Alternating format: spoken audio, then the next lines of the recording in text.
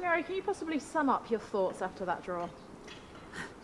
Frustrating, I think, is probably the word. We went 2-0 up, which was nice. It was looking okay, although to be fair, they had a couple of chances just before that. And the penalty then gave them a little bit of oxygen and brought them back into the game.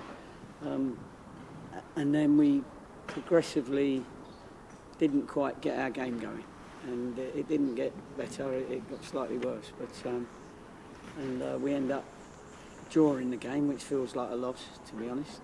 But credit to Barnet, you know, they had their tactics. They took their time over lots of things, of course, as teams do when they come here, and we got to be good enough to take our chances. And we didn't take ours, and they didn't take a few of theirs either. So we just got to wait now to see how things pan out. Why is it, do you think, that you couldn't quite get back on the stride? It's football, isn't it? And football, you know, we see it, you know, every other week, if you like, with football teams, and you can't quite put your finger on what the problem is.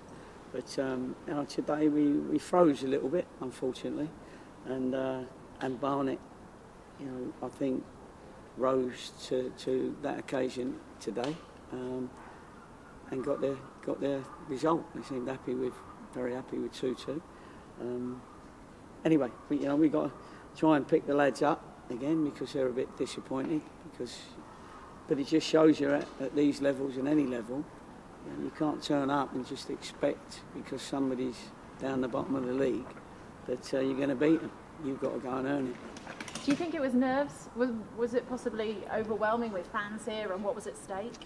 I don't know. You know, we just said, you know, we'll have a think about it. We'll try and work out what the problem was. And we'll adjust to it, you know. But when you're frustrated and you go back into the dressing room, it's very difficult to put your finger on it straight away. So we watch the video, we'll talk to the boys when they've all come back to training, and we've still got a very important season to carry on with. Do you still think automatic promotion is there for the taking? Well, it is, because it's not mathematically impossible, of course, and until that's the situation. And if these, you know, play like they did against us today against Sutton, then there's every chance that you know, the season could be a good one.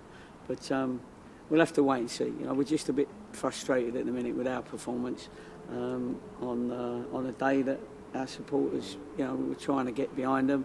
But other than the first half an hour, we sort of petered out a little bit.